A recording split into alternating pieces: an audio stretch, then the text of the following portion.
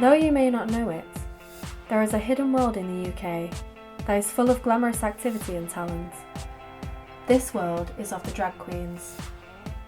Manchester's drag scene, although prevalent for some time, is becoming ever more increasingly popular amongst the younger gay men in the community.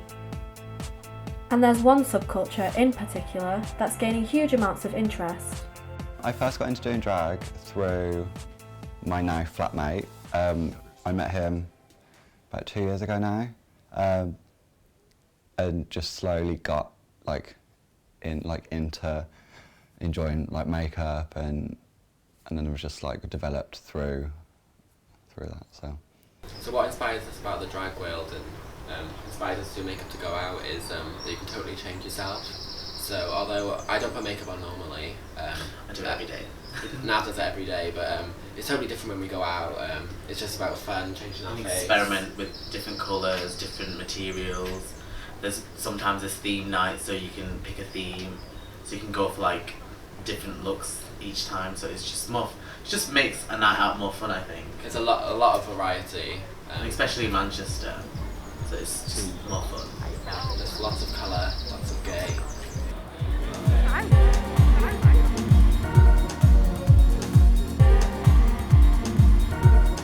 I just feel like it just started out with me playing around with a bit of eyeliner when I was in college, and then I just started to just do more makeup, and then it just made me more confident basically. And then when it comes to drag, which has been the past few years, it's just been a lot more inspiring, where I feel like I can do it more because there's more people doing it, so it just feels more comfortable. Because if it was just us two doing it and then no one else was, you'd feel you'd still want to do it, but it's more comfortable when you know there's other people doing it and you can get advice, and I just think it's more fun. The first time I started to wear makeup was about 2 years ago. My family and friends reacted okay. It was like coming out all over again, to be like, hi, this is what I do now. My sister was a bit strange. She just didn't. I don't think she really understood it to start with. My mum definitely didn't get it. She knows she's fine with it, and she likes all my photos and all that. But to begin with, she was a bit because it's a new world for her. She doesn't understand that really. It's not anything we've ever I ever saw as a child or growing up. So to come out and be like, I'm a drag queen, it was yeah.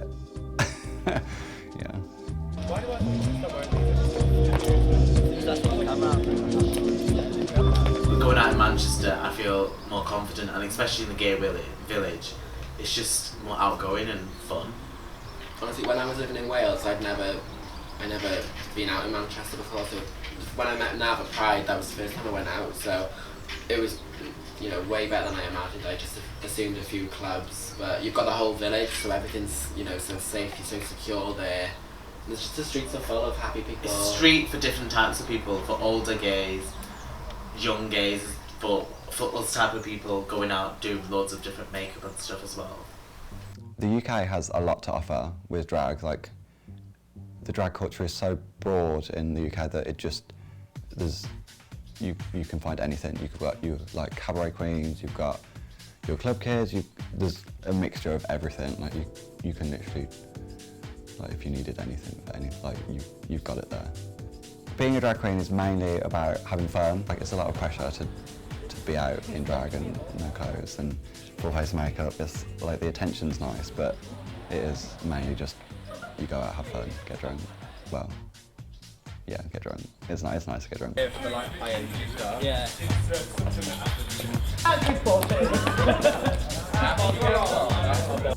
My drag aesthetic is more club kid than drag queen. I don't wear a wig, I don't pad, I don't have tits. It's boy drag. That's what because when you say club kid to someone, they don't know what you mean, but if you say drag queen, they're like, oh, okay. The club kids, which is It's more looks. Where it's I more feel look. you're You're not trying to impersonate a male or a female.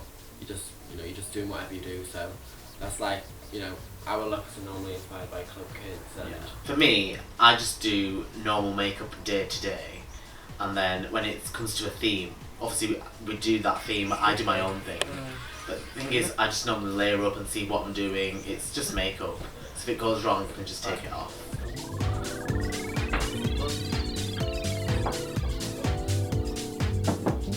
A typical night in drag is a very long night to start with.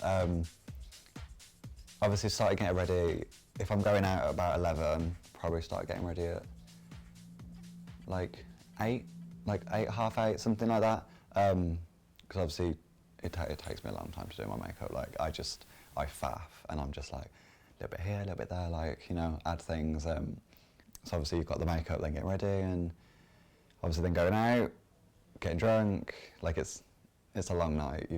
You've got like, and then obviously when you get home, taking off the makeup is the worst part. But how is it that social media has become such a catalyst for young, talented drag artists? Social media is definitely a big part of inspiring and just a way to share what you're doing.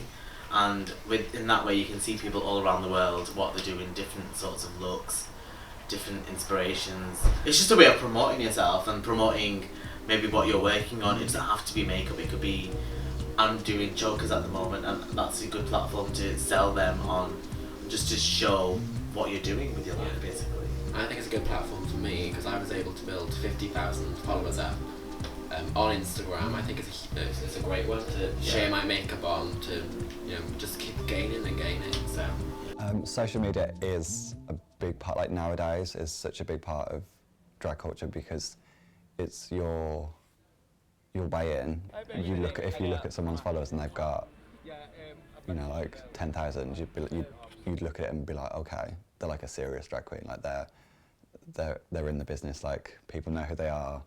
And then you look at someone that's got like 500, you'd be like, oh, like, you know. So it definitely is like important to have that.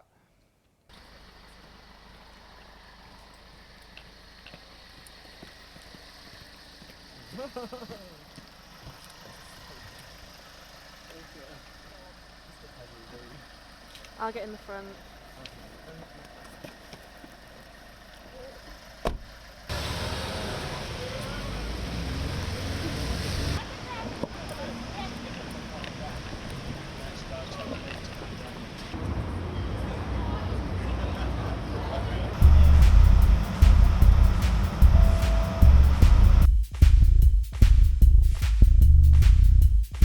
For Ryan and Nav, drag is about the experience of a community where being able to express yourself in this form is so freely accepted.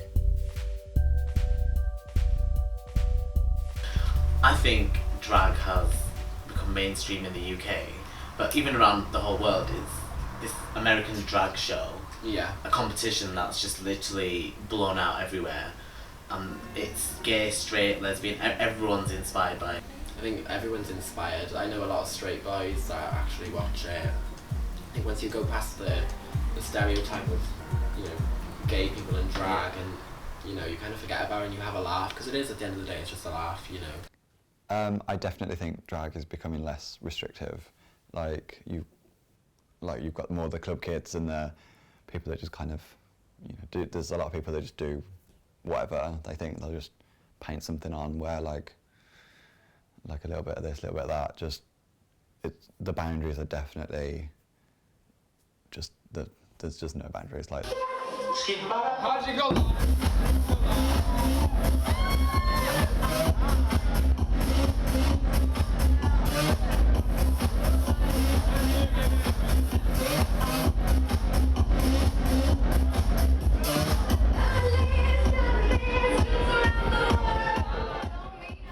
For Elliot, drag is an aspiring career path. In the future with my drag career, I'd like to be working a lot more. Obviously going out and having fun, doing the makeup, it's all good fun, but it is a little bit nicer when you get that little bit of money at the end of the night to be like, okay, like I've earned something this night, like I've done my part to pay my bills.